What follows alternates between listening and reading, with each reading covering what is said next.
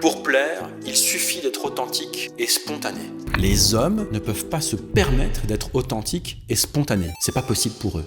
Parce que l'homme moyen, ou les hommes qui n'ont pas beaucoup de choix, ils ont expérimenté que lorsqu'ils étaient spontanés, lorsqu'ils ont partagé un sentiment, une émotion, voire parfois une insécurité, la fille qui hésitait déjà à le revoir s'est servie de sa spontanéité et de son aveu comme matériel avec lequel le mieux le ghoster et le rejeter.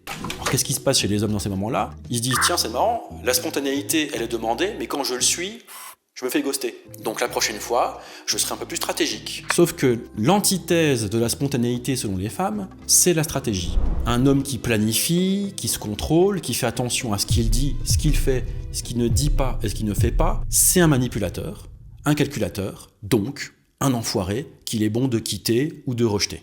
On pousse les femmes à se méfier, à analyser le comportement des hommes au peigne fin, on donne aux femmes une grille de lecture, une liste de red flags qui n'en sont pas vraiment, et on demande aux hommes d'être spontanés. Comment voulez-vous être authentique et spontané lorsque les comportements, les faits et gestes du mec sont sous microscope?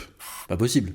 Alors oui, effectivement, la rencontre perdra en charme, en romantisme, en poésie. Mais un homme qui n'a que peu de choix, entre perdre la poésie de la rencontre et perdre l'opportunité de la rencontre, son choix sera fait. Parce que dans un cas, il rentre broucouille, et dans l'autre, potentiellement qu'il rentrerait avec la fille. Si ça vous parle, partagez la vidéo, et surtout, abonnez-vous.